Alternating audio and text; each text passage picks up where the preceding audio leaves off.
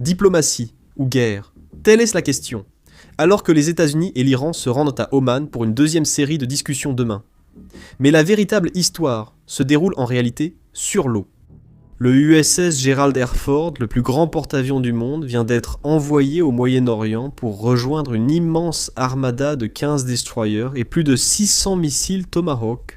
Alors que le CGRI se prépare à fermer le détroit d'Ormuz demain, et que des millions de personnes manifestent contre le régime à travers le monde, tout est en place pour un affrontement.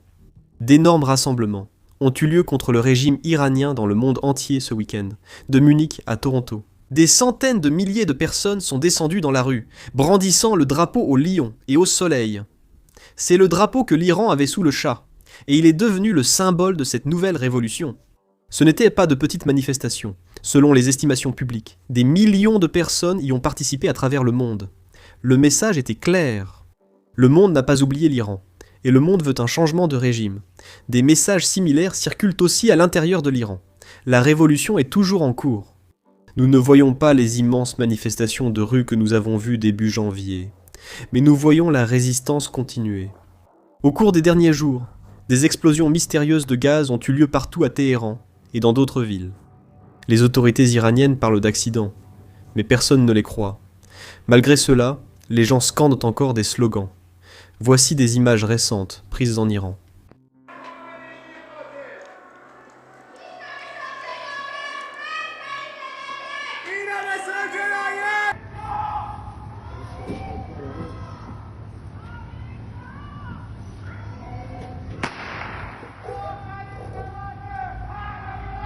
Tout cela prépare la deuxième série de négociations prévues demain, comme l'ont confirmé les médias officiels iraniens.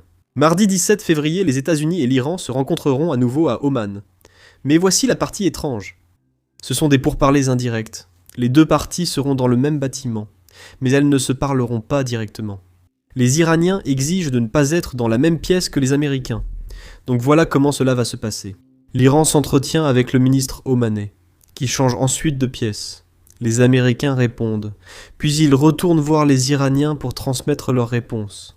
Cela peut sembler drôle, mais la dernière fois, cela a duré 8 heures.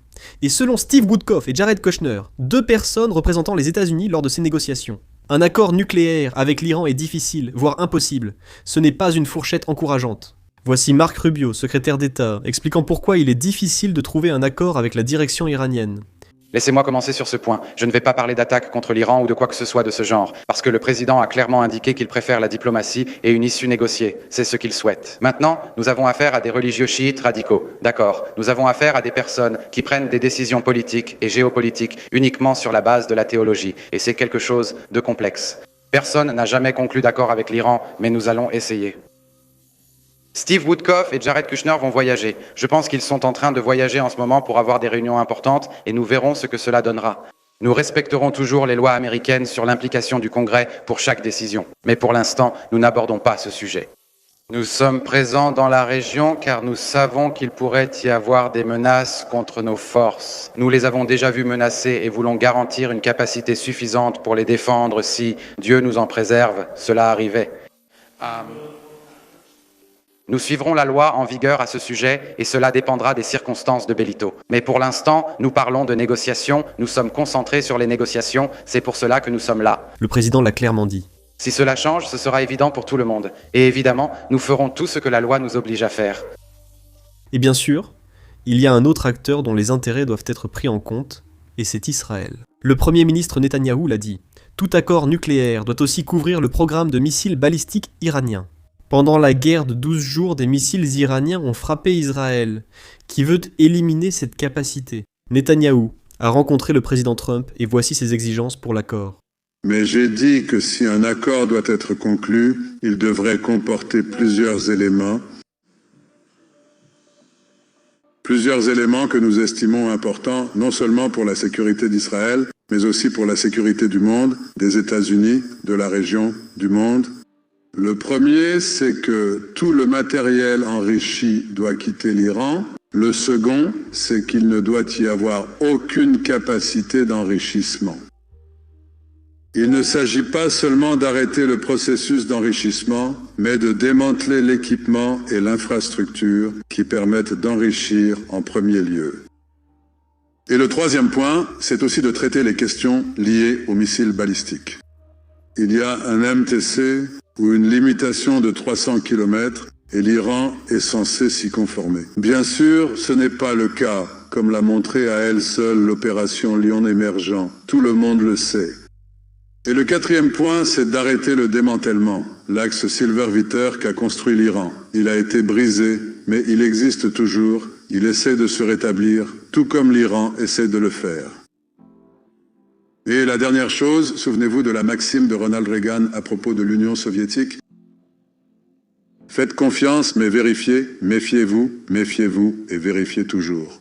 Donc, il doit y avoir de vraies inspections, des inspections substantielles, pas des inspections annoncées à l'avance, mais des inspections efficaces. Pour tout ce qui précède, Netanyahou exige 4 choses. Stopper le programme nucléaire iranien, supprimer les missiles balistiques, couper les groupes mandataires et cesser la répression interne.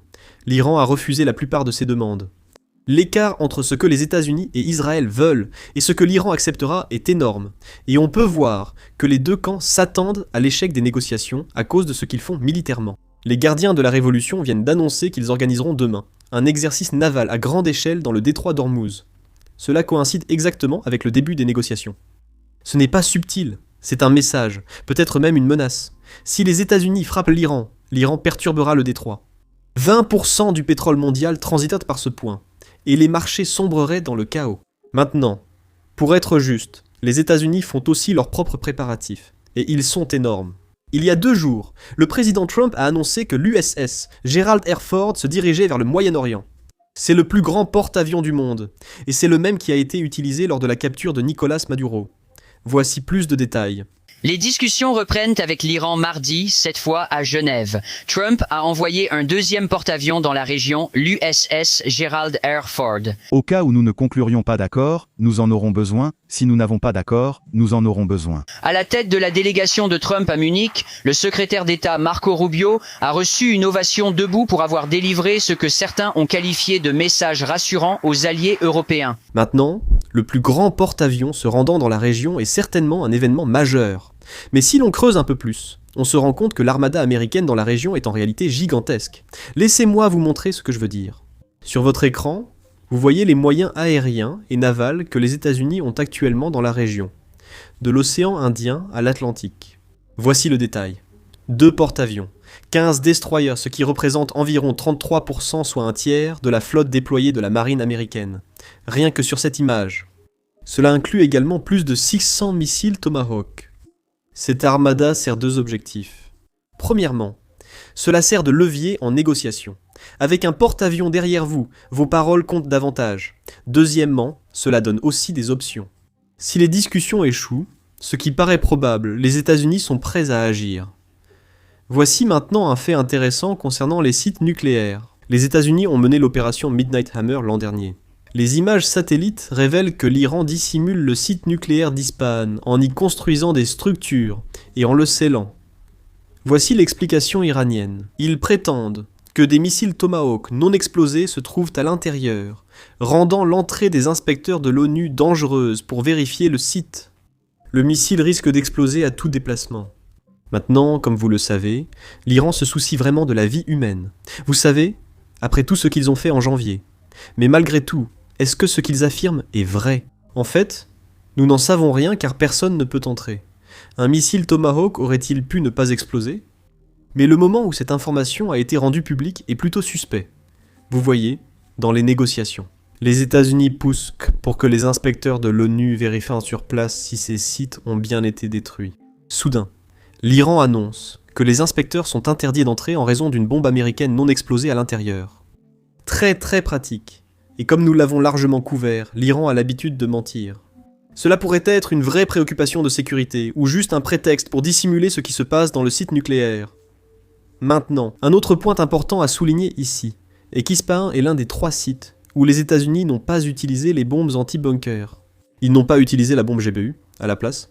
Ils ont utilisé des missiles Tomahawk, qui ont été lancés depuis un sous-marin, donc les Tomahawk ont probablement fonctionné. Parce que l'Iran ne prétend pas que ces sites contiennent des munitions non explosées. Vous voyez ? À l'intérieur. Maintenant, puisque nous parlons de l'opération Midnight Hammer, voici quelque chose d'intéressant que nous avons appris seulement hier. Et cela nous montre à quel point la guerre moderne a tellement changé.